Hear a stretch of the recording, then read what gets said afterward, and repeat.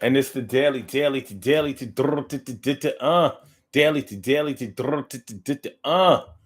You think it ain't when it is. What? You think it won't when it is. We are here and we are and what? Oh, huh? Let's get it poppy, y'all.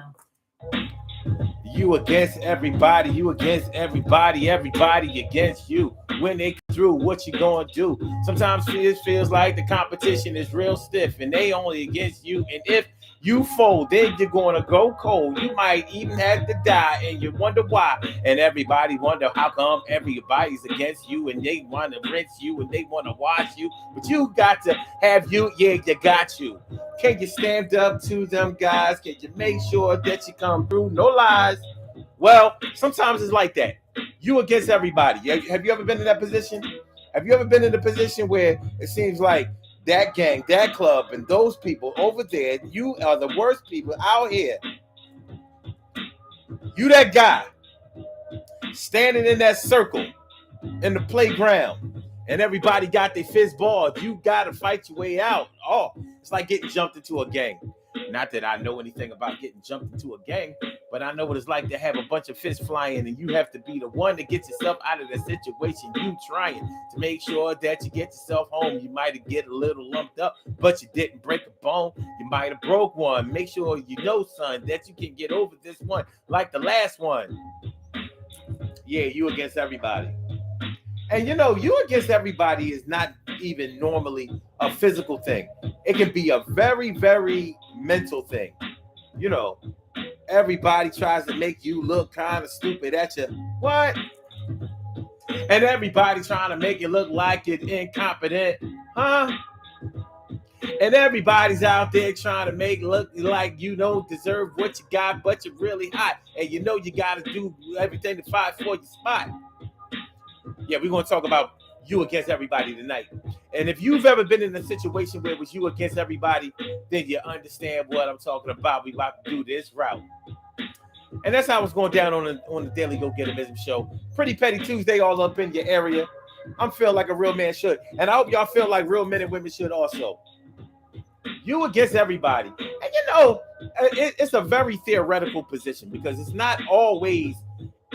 As a matter of fact, I would go as far as to say that it's usually not you against everybody, but when it feels like that, it feels like that. And when it feels like that, there is at least more than one person that's against you. It's hard for one person to make it seem like everybody is coming at your neck and going after you and trying to bring you down. And that could have been the alternative title of this show. When they trying to bring you down, when the focus is to try to bring you down, try to make you look bad, try to defame you. It's hard. It really is. That's a hard position to be in, but it's a familiar position to a lot of people. Now, what do you do? What do you do when you are really seeking popularity, seeking love, seeking acceptance? But what you're getting is pushback. But what you're getting is competition. But what you're getting is rejection. And you might not be the type of person that's used to being rejected. Everybody love me. It's like I'm a movie star.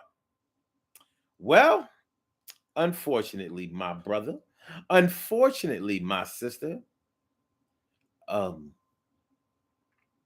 rejection is something that it, we all have to experience in our lives, and it's something that we have to learn to turn outward instead of inward. You know, because nobody really likes to hear about somebody always claiming that everybody is out to get them. Sounding like somebody that's on a paranoid coke trip. And if you've ever been around somebody who sniffed coke, who got on a paranoid coke trip, you'll understand fully what I'm talking about. It's a sight to behold. Have you ever been around somebody who sniffs coke? They might not sniff coke in front of you, but you'll see the effects of when they have gotten high on coke, and like to the point where they have that paranoid high. You'll see them like looking through the shades, like yo, that van been out there ever since I got home. What's going on with that van? And you like, what van are you talking about? Yo, that van out there, man. Like somebody watching us? You ain't involved in no crime. You might have a regular 9 to 5 job, kids, and all of that kind of thing. You just have a little substance abuse problem. But that it makes you, cocaine makes you nervous. It's a stimulant high. You know what I mean? So you get high and it's a party high. It's a woo, I can do it. Anything. Think Flavor Flav. Think DMX. They like the coke. So that's why they was always like, yeah, confidence through the roof. Confidence through the roof. Skills aside, or when now don't let a person have high skills and be on coke. It's gonna be hard for you to beat them. They're gonna beat you. It's hard for a sober person to beat somebody with skills on a coke high. But anyway, when you're dealing with somebody that is going through a paranoid trip on coke, you'll notice that they think that somebody is out to get them. I don't know if it's guilt. I don't know what it is. But when you're dealing with somebody who isn't on coke, but they start to have this feeling that nobody likes them, nobody cares about them, nobody wants to be around them, everybody's out to get them, they all trying to bring them down. When you listen to a person long enough that's talking about that, first it seems like it's legit, and then after a while it sounds like it'll make you start looking at the person a little closer, and you probably start to see that they're kind of bringing a lot of this stuff on themselves. Like it's deep, but it ain't that deep. Like it's bad, but it ain't that bad. Like there's a part of you that needs to kind of get over yourself. But we're talking about when it really is real. When it really is you against everybody. This is the way that you've been able to prove that it is, and this is the situation that you're in. The bottom line, the real question is, are you able to get through it? Have you ever been in this situation before, and have you been able to fight through it? Have you ever been the underdog? And I mean the serious underdog. To whereas like they was like, you ain't gonna win. Ain't no way you can win. And you had to find a way to win. You had to find a way, to fight your way through all of that muck and mire. It's hard. It's hard. Like I said, especially when you're a peace-loving person, a person that's a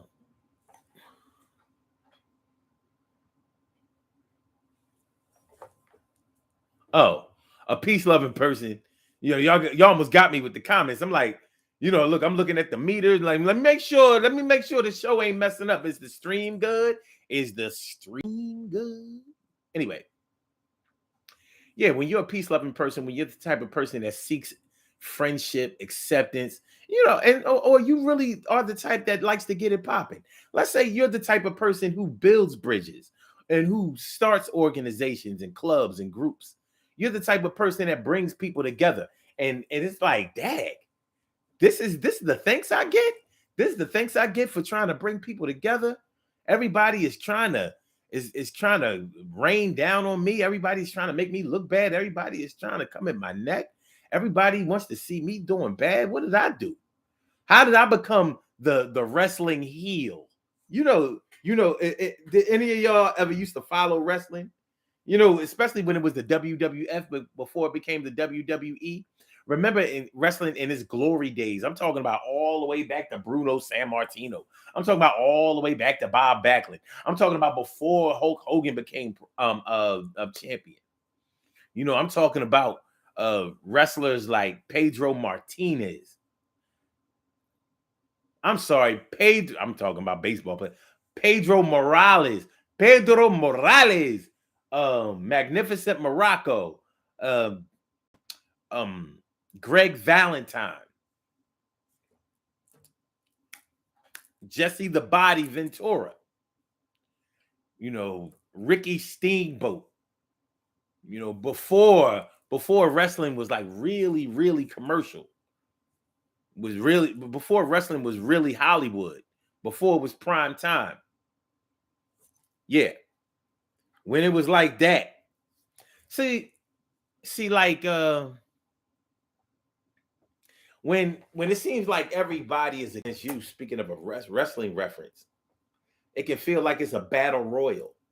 You know, a battle royal is when all of these wrestlers, like 25, 50 wrestlers, are all in the ring and they all have to beat each other up to knock each other out of the ring.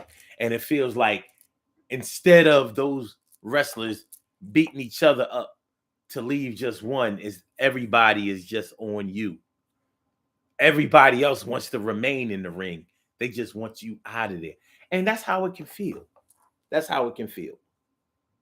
But like I said, you may be the type of person that likes to build bridges, that likes to build organizations, bring people together, start clubs, and you know, work consciousness into the equation. And what you're getting is a bunch of pushback. What you're getting is a bunch of hate. What you're getting is a bunch of people that ain't showing no love. And for a person that needs love, listen, there are people out there that cannot move, cannot thrive, cannot live with people not liking them, loving them, feeling them, helping them, being there for them. You know what I mean? Everybody against me. It can start with the little rumors that you hear. Well, I heard such and such. I heard this about you, and I heard that about you, and you might be blindsided by it. Like, what? Especially if it's not true at all. Like if it has a hint of truth, like okay, somebody might know somebody who knows me, or you know somebody who knows me from back in the day or whatever. You know they done caught up with me or whatever. But when there's no truth to it, and you realize like well, that's why I've been getting dirty looks. You ever been around somebody? You ever been in a situation where you know that somebody doesn't like you and you have absolutely no idea what it is, or no clue of why they don't like you? They may not totally mistreat you, but you notice that like maybe if you come around then they leave, or if they're engaged in a conversation with somebody that you know and you roll up, then they change they change the conversation or the subject, or find a way to separate you from them. Like you feel that cold energy. You know? You feel that cold energy when that person is around and you come through. Emily says, "Ooh, I know why. I just don't care." Well, for the people who do care, for a person who does care, yeah, it can be a tough thing. The biggest problem with this situation is this. People help people that they don't like. I mean, I'm sorry, people help people that they like. Friends help their friends. Friends refer their friends. Friends give jobs to their friends.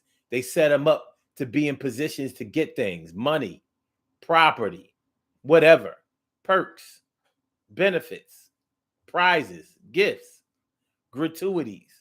That's what friends do for each other. People who they don't know don't get things. Or if they get things, they have gotten things because they have somehow proven themselves to be worthy. So they may get their things way after everybody else has gotten the. Have you ever been to a concert? Hey, this would be an easy one. Have you ever been to a concert and they put on an opening act that you don't know about, that you've never heard of, that you've never seen?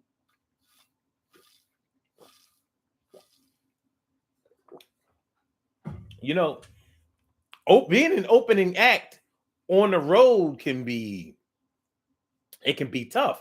What a lot of places do, what a lot of concert series and promoters will do is whatever city they go to, they will take a local act and put them as the opening act because everybody may know that group. And so it's an easy transition for the rest of the show.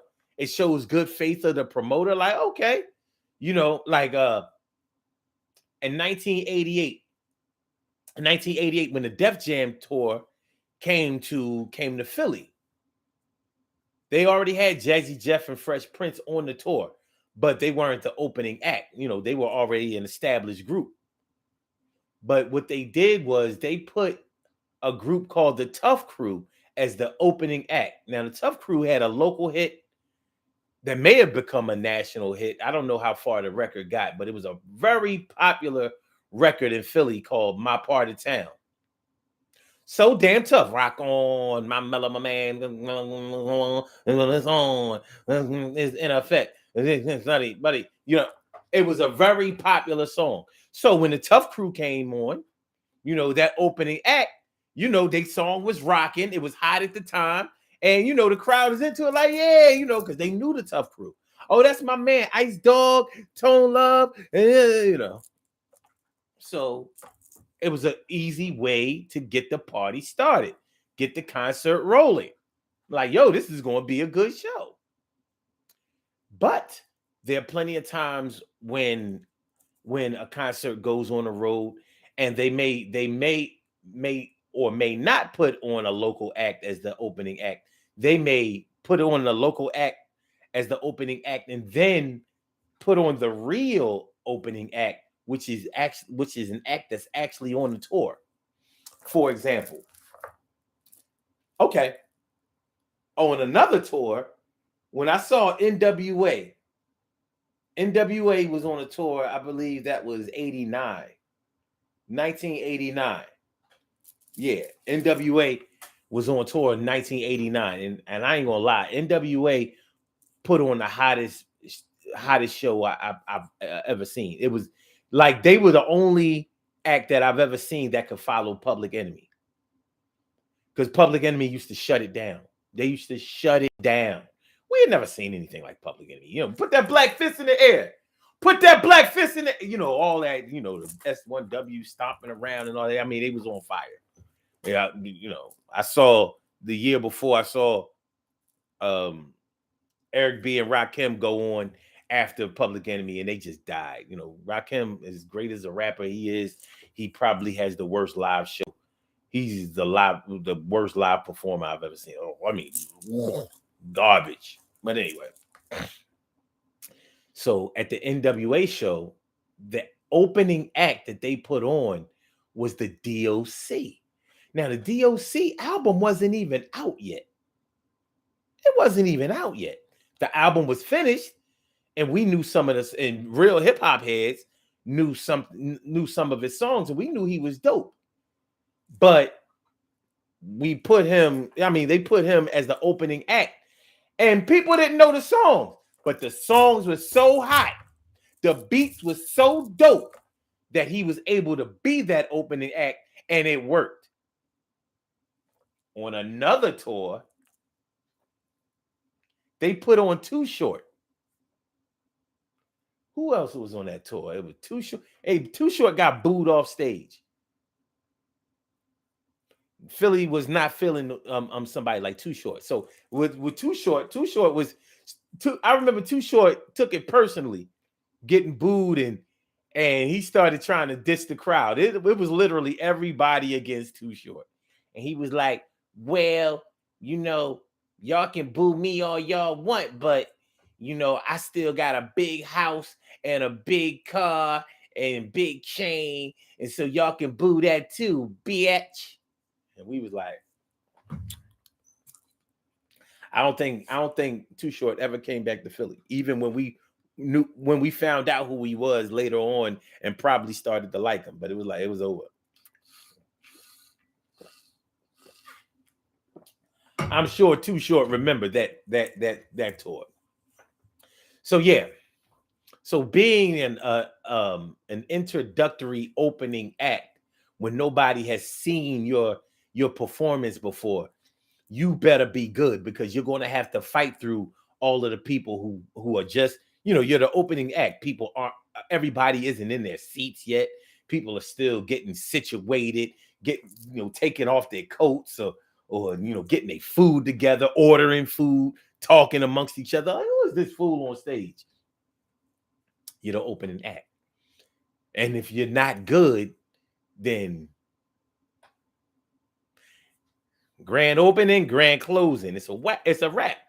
But it's going to feel like everybody is against you. So, how do you handle everybody being against you like you're the opening act? You got to fight through that.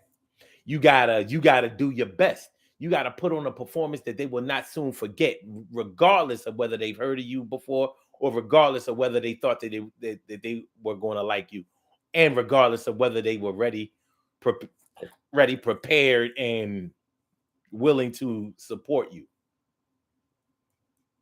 Because if you fail, there might not be a chance again. So that's a tough position to be in. It takes a lot of intestinal fortitude. Even without the intestinal part, you need that fortitude. That fortitude is your determination and your resolve, regardless of what the circumstances and the conditions are. You can stand in there and fight. Like, I don't care. Y'all ain't gotta like me. Y'all ain't gotta love me. Y'all gonna get this work. Y'all gonna get these lessons. Y'all gonna get this feeling. Y'all gonna get this performance. Whatever it is. I'ma still be me. Y'all can hate on me all y'all want. I'ma be me. That's what I'ma do. I'ma be me. And y'all mad. A lot of y'all mad because y'all can't beat me. I mean, y'all can't be me. That's what females be saying. Y'all mad because y'all can't be me. I didn't know you was somebody to be, but we mad because we can't be you. Is that true? I don't know. But you against everybody. And I'm going to miss everybody. And I'm going to miss everybody. And it's a tough situation. So have you ever been in that situation? Did you break under pressure? I don't know about y'all. But one thing that I never want to happen is for my detractors, my enemies, my haters to see me begging for their love, affection, support, or even help. Now, I know that's ego. And it's probably displaced ego. It's probably not a good thing. But imagine having to rely and depend on people who don't want anything to do with you.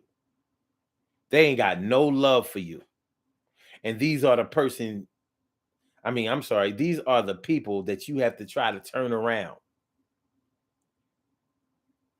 Would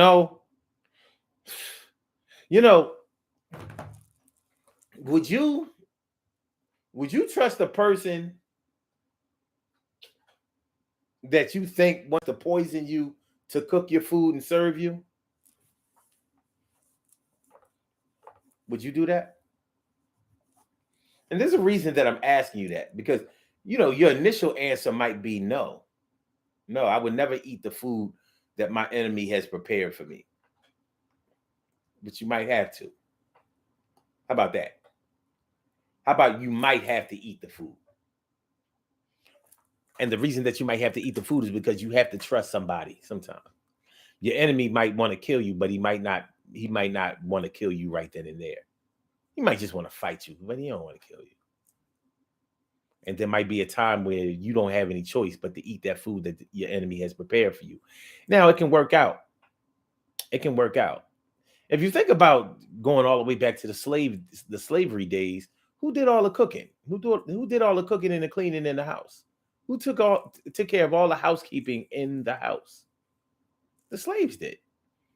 Now, with the way that the slave masters treated slaves and for the position that they put those black people in, you would think, I better not eat none of this food because these slaves going to kill us. Why wouldn't they kill us? Would you help somebody live that enslaved you, that put you in bondage, that stopped you from seeing the world and having options to be able to do whatever you wanted to do? Would you keep somebody alive that basically put you in a position where you would spiritually die? Well, yeah, they did.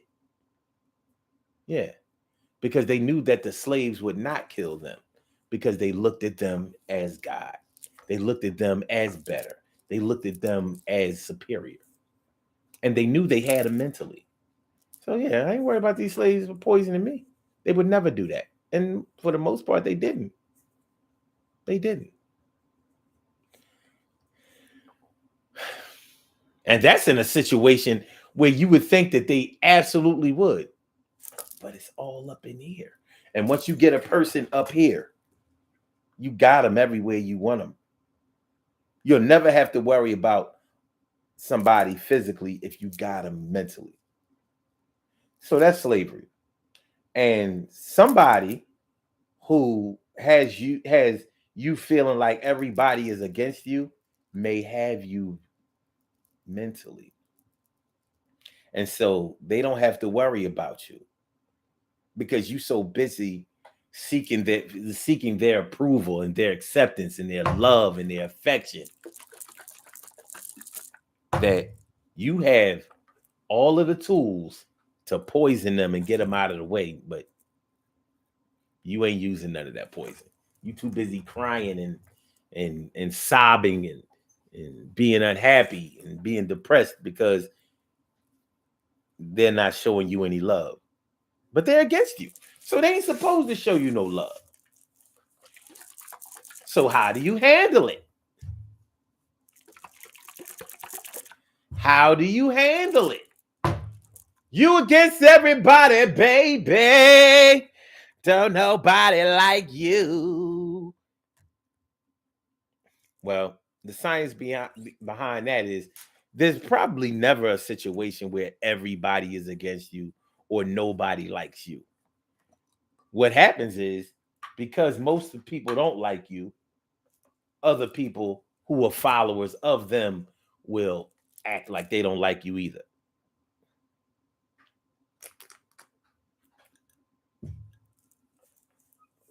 Trust me. There's somebody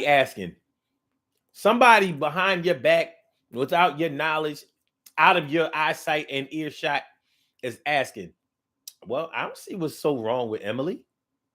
Why doesn't anybody like Emily? I don't see nothing wrong with T Carrie, right? She seemed all right to me. Oh, I ain't supposed to like. Okay. I don't see nothing wrong with Carol. Carol, cool. I mean, I like her, but she must have messed around with somebody, man.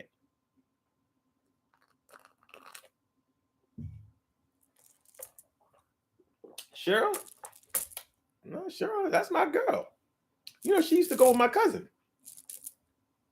He loved himself some Cheryl. She all right. But I guess she ain't all right around here. Somebody is asking about you in a positive way, but you don't get a chance to know that, so you think everybody is against you. And they're responsible for not stepping up. They may have asked about you, but they're not doing anything about it.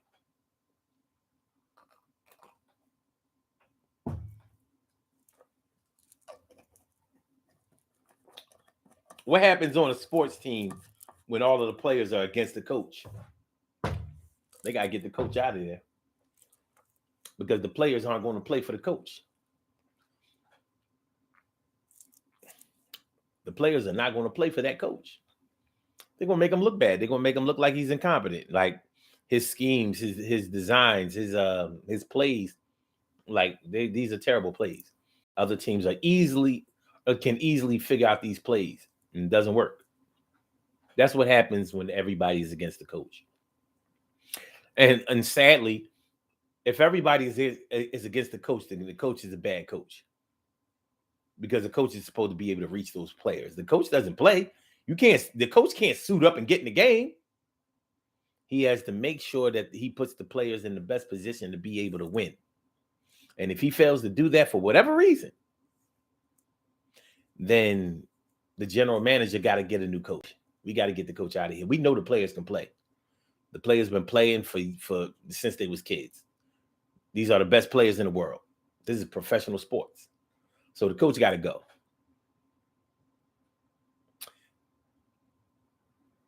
The coach got to go.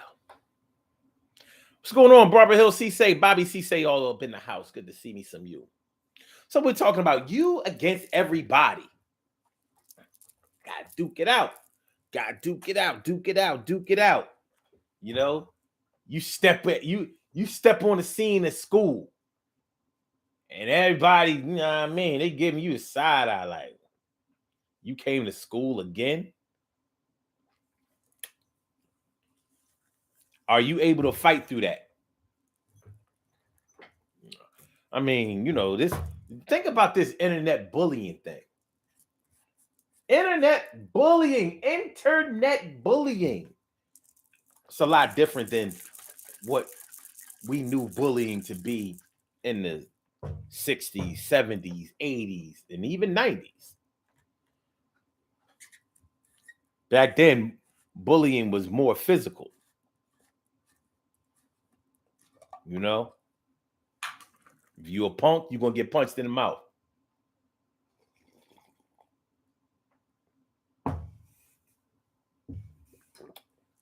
You don't give up your money, you get punched in the mouth. Oh, you got a new handheld game. Let me hold that. No. You don't let me hold the game, I'm gonna punch you in the mouth. That was bullying back in the day. You know. But it was easier to end bullying back in the day. You fought the bully. If you fought the bully well, the bullying ended. All you had to do was fight. All you had to do was put up a good fight. Fight back. Show promise. Show some skills. Show some determination. Show some anger. And the bullying stopped. Bullies didn't want to be fighting people who actually could fight all the time. They wanted the easy way. That's the only way they look tough. They ruled by fear.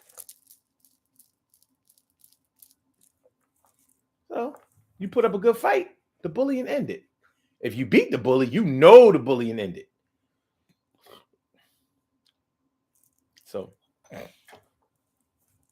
know, so nowadays with the internet bullying, you know, you got kids out here committing suicide, attempting suicide, and, you know, because it seems like the whole world, you know, when you're young, your brain hasn't matured enough, it hasn't developed enough for you to figure out that not everybody even cares about you. And that's not a diss. That's not anybody against you. Like, they don't care about you in terms of you're not on their radar. They don't know about you to care about you. But you're not like a household name or anything like that. When you're a teenager and a pre-adolescent and all of that, you don't know that. Whatever people that are in your world, it looks like that is the whole world. So it's hard to deal with that whole world that you perceive being all against you.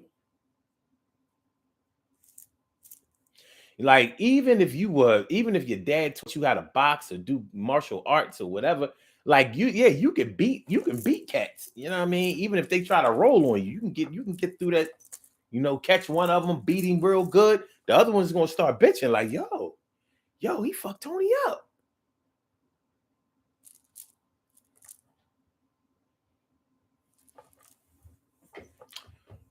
But you can't beat up a whole internet. You can't beat up a whole World Wide Web. And the kids know that. You know, I don't care. Any of us participating on this show right now, many of us may have been in schoolyard fights, after school fights, all that old kind of stuff, where it seemed like the whole school gathered around. But nobody took pictures. There was no video. When the fight was over, the fight was over. There was rarely any dispute about who won. Yeah, he beat, such and such beat him. He didn't necessarily, catch a body. He didn't beat him down. He didn't break his bones. Or, there might have been some nicks and scratches. You know what I'm saying? A lot of times people broke it up. So sometimes it was even hard to determine, well, he hit him. He got a few hits in, but then, school police came or, whatever. Teachers broke it up or whatever. So, so they got to fight again. What you didn't see was this video or you getting your ass went viral. How many views are in a viral video? There is no limit, but you can best believe it's going up into the millions. Definitely more thousands than you would care to count.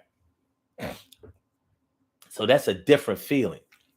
So we can be dismissive of internet bullying, but the numbers don't lie. And so that's a whole lot of everybody against you. That's a whole lot of feeling. And then there are comments. There are comments under the video. Oh my God.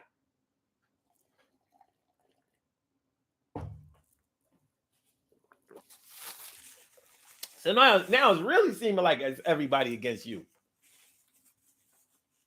Well, why didn't he fight back? Well, dag, bull can't rumble. Or,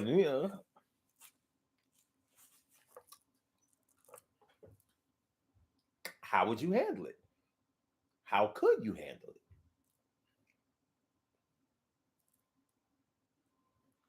it? We feel like we're removed from a situation like that. But some people still are going through things of that nature.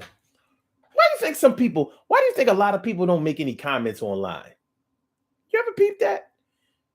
I'm sure you have people on your friends list, people who follow you and stuff like that. And you notice they never make a comment. They like stuff, they LOL stuff, they heart and laugh emoji and all that kind of stuff, but they don't write. They don't write. You know why? Because now you can scrutinize their thoughts. Now you can pigeonhole them into a position. Oh, you think this way, or you support that, or you're on their side. So that's why there are people on your friends list that you never see comment. They're not commenting. They will like, follow, subscribe. But what y'all doing in that chat room, they ain't doing it.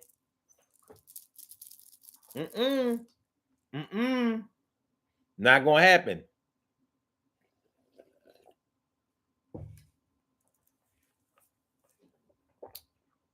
Shout out to my chat, especially y'all who come in here every day.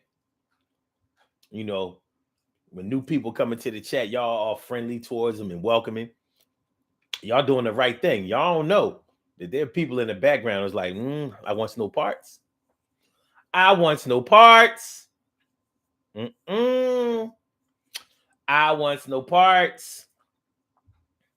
It's kind of crazy, right? Y'all like, but we like family. We're nothing but friends.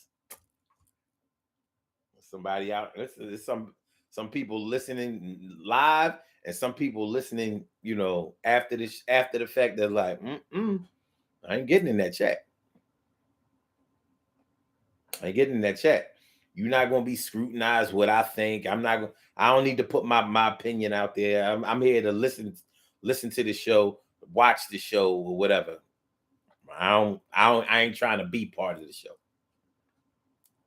Everybody, you against everybody. Everybody against you. Everybody against me. Can you handle it? Can you dig it? Can you dig it? Yeah, it's tough. It's tough.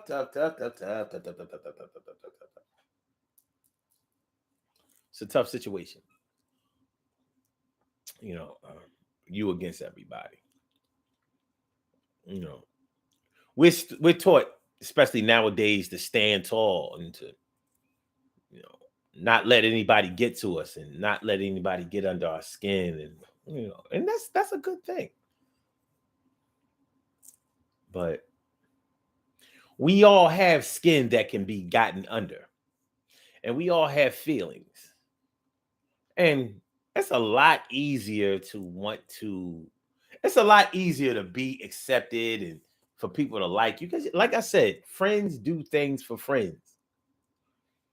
Friends do things for other friends. People do things to enemies.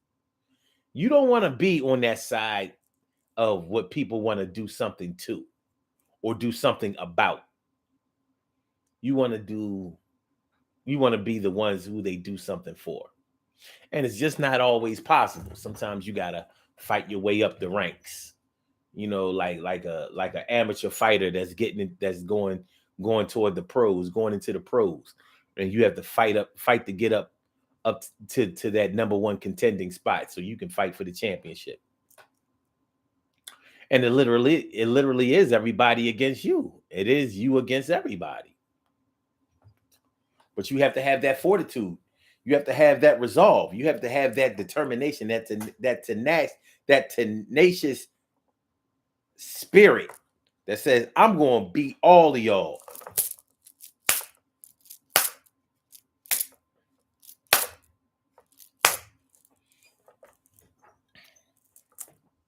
You look at somebody, who stayed on a boxing reference for a minute. Take a look at Muhammad Ali's life.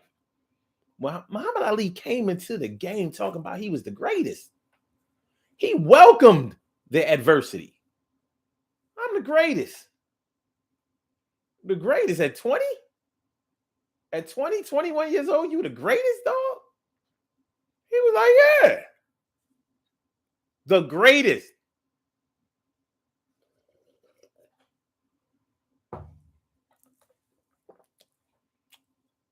There had been Jack Johnson before him, Rocky Marciano, Sugar Ray Robinson, Joe Louis, um, uh, shoot, the champ. The champ at the time was Sonny Liston. Great fighters, great boxers. And he came in like, yeah, I mean, they was good, but I'm the greatest. Wait till y'all see. Ain't nobody gonna beat me. Can't nobody beat me. So he made sure that it looked like he made it a situation where everybody was against him. Muhammad Ali was a master promoter. He was a master self-promoter.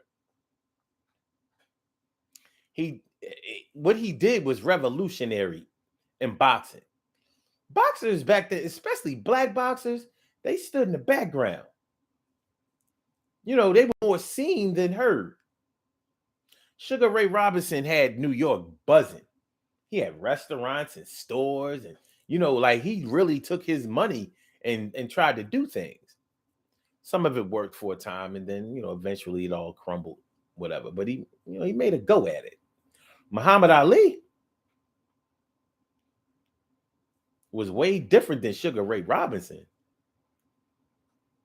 Sugar Ray Robinson was considered, even to this day, the greatest boxer pound for pound ever. I don't know if Floyd Mayweather may have taken that title because he, still undefeated. But Sugar Ray Robinson wasn't no joke. So for Muhammad Ali to come in and say that he was the greatest ever, it was like, chill, my brother. But he proved it. Even though Muhammad Ali lost some fights and definitely got into some brutal fights, but he was the greatest. Now, was he the greatest when he said he was the greatest? I don't know, but he certainly welcomed that you against everybody, everybody against you type of mentality, and he cooked it up and served it right back to all of his detractors, and he made them eat it, and it all tasted like crow. Ah! Ah! Ah!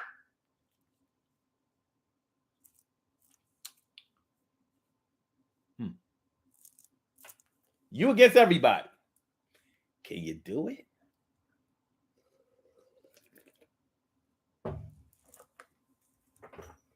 Have you done it? All right. Just a little, it's a little tough. It's a little tough. Serving that thing on a platter, baby. Serving that thing on a platter. But we all have our experiences in life. And we have individual experiences and what have you and what not and whatever. But we have to make the best out of it. We have to make the best out of whatever it is that we have. We gotta do our best. You against everybody. 90 seconds. So those co-workers, them co-workers that's whispering and talking and rumoring and can you stand up to that? Them neighbors that's whispering and talking and doing what they do, spilling tea, dropping dimes, poisoning water and all that. 60 seconds. Can you deal with it? Those club members that don't want to see you, being on the board, being chairman, rising up the ranks, being influential. And there's too many of them and only one of you. You ready for that? Can you do it? Have you done it? Not everybody's going to be able to say yes. And that's fine. That's totally fine. When the time comes when you have to fight, just try to build yourself up to the point where you will be able to fight effectively. Make sure that the showing that you have, make sure that the showing that you have is an effective one. Is one that's for the ages, one that they will never forget, one that somebody will try to duplicate later on, one that will make people say, you know what, that boy, y'all can say what y'all wanted to, y'all can say what y'all want to about him, her, whatever.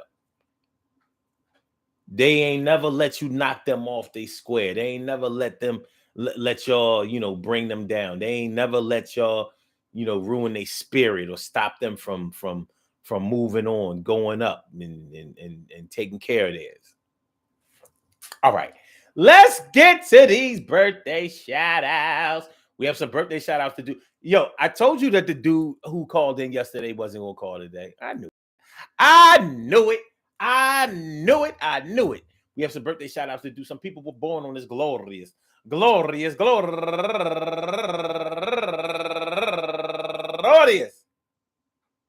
December 14th. And they deserve to be acknowledged. So let's go about our business of acknowledging them and make it.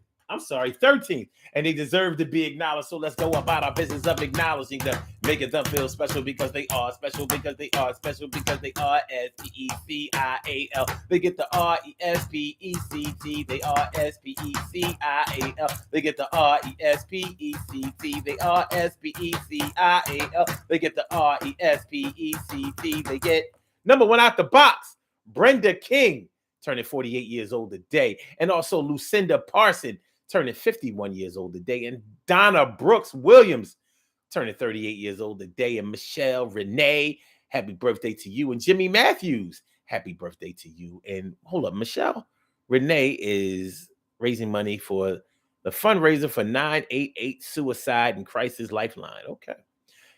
Okay, and also Margot Carpenter, turning 56 years old today. And last but not least, going all the way back to the 1987, my girl worked at City Blue with me, Antoinette Cassandra, known affectionately to all her friends as Nettie.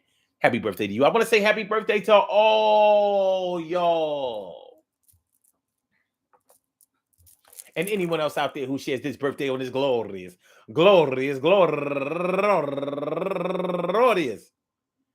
December 13th, anywhere out there in the world, worldwide, internationally, and universally. All of y'all go ahead and turn up, turn up. But don't turn up too loud. Just turn up loud enough so everybody can hear you. Rock out, rock on it, do the damn, the rock out. Rock on it, do the damn, rock out. Rock on it, do the damn thing. You do your thing, y'all. Represent the queens and kings. You do your thing, y'all. Represent the queens and kings. Good things happen to those who wait. Great things happen to those who grind, and anything can happen to those who go for theirs. So go hard, go for yours, and remember, man, when it's you against everybody, everybody against you, you gotta buckle down, decide what you're going to do. You can either join them, and you can't beat them, but if you can beat them, make sure you defeat them, and make sure that they always remember your name, and make sure they know that you was one to kick game, and your game tight, your game right, and your game right, and they can't get your game weak. You make sure that you listen when they speak. No, they listen when you speak. That's for real. Don't tweet. And make sure that you eat every day and make them motherfuckers pay. Oh, corny ass. All right. Peace to all my day ones, my everydays, and my brand news. I love y'all to death. Resuscitate y'all. I love y'all right back to life. We will be back tomorrow night for another Daily Go Get 'Em show at 7 p.m. So make sure y'all come through and make sure you hit that like button. Make sure that y'all share the show. Make sure that you subscribe to the channel if you haven't subscribed to the channel yet. This has been another installment of the Daily Go Get 'Em show, and I hope y'all enjoyed listening to it as much as I enjoyed broadcasting it. So Blog Talk, we gonna get you out of here. Yeah.